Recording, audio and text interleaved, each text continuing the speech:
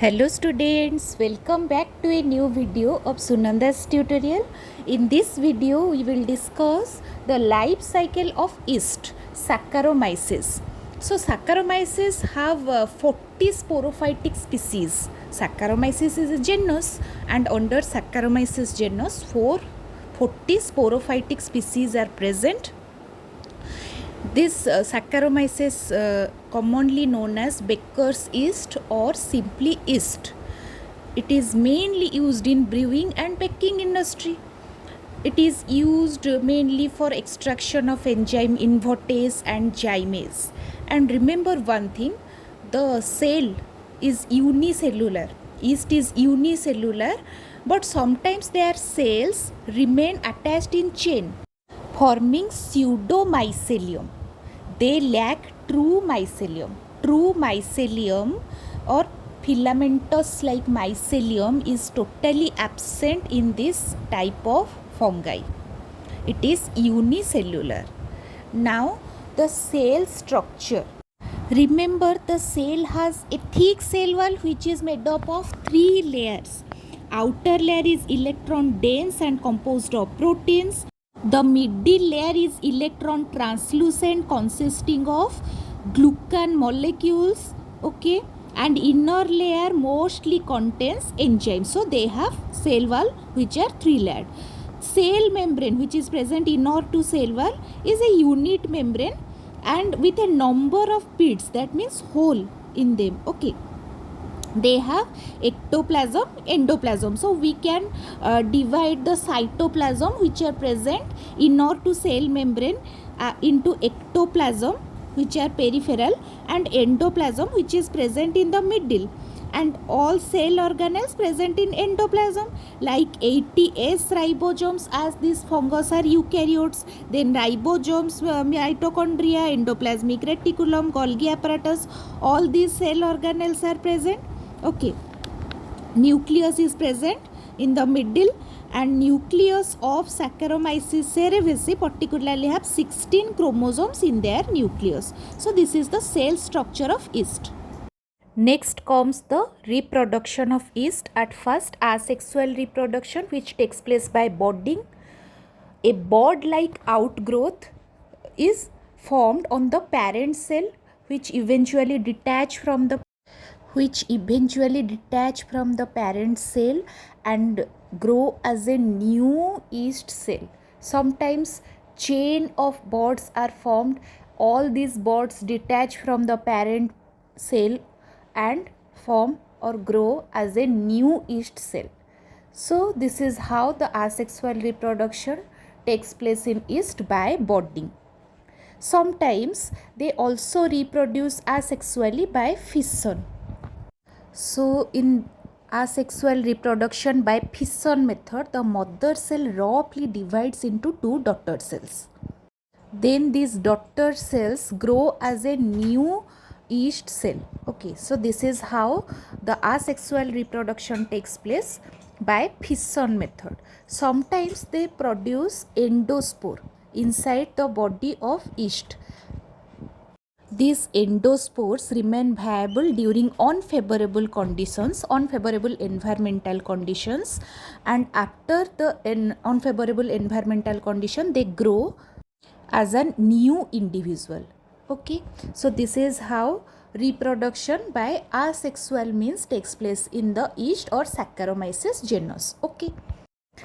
The sexual reproduction in yeast can take place through haplodiplontic life cycle, diplobiontic life cycle, haplodiplobiontic life cycle.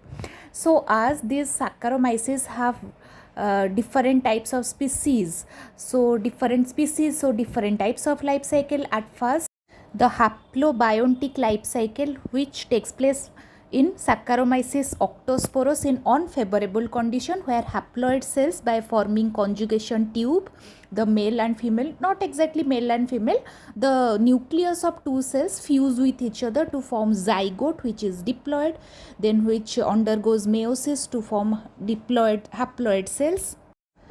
Then the haploid cells undergoes 2 mitotic division to finally form 8 ascospores.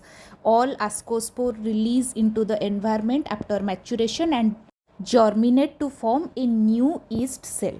Okay, all ascospores germinate to form individual yeast cells.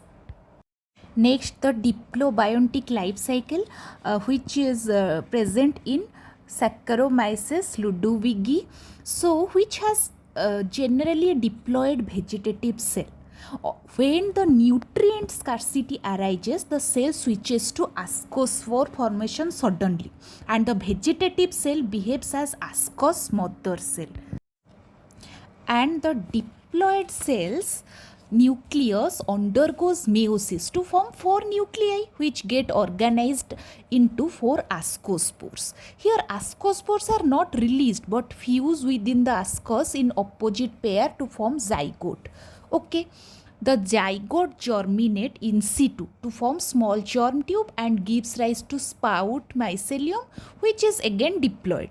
The cells of sprout mycelium bud off as yeast cell. Okay.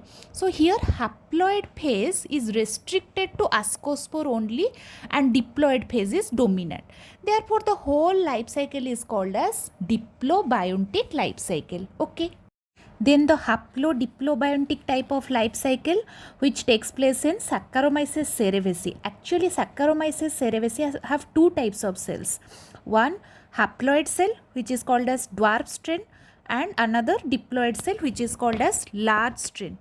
Dwarf strain yeast cell belong to two mating types, plus strain, minus strain. They have plus strain and minus strain again. So plus and minus strain, gametangia of plus and minus strain, sometimes plasmogamy takes place between them by gametangial copulation. Dikaryon is formed, which is what is dikaryon? One cell, two nucleus, which leads to formation of zygote, diploid zygote.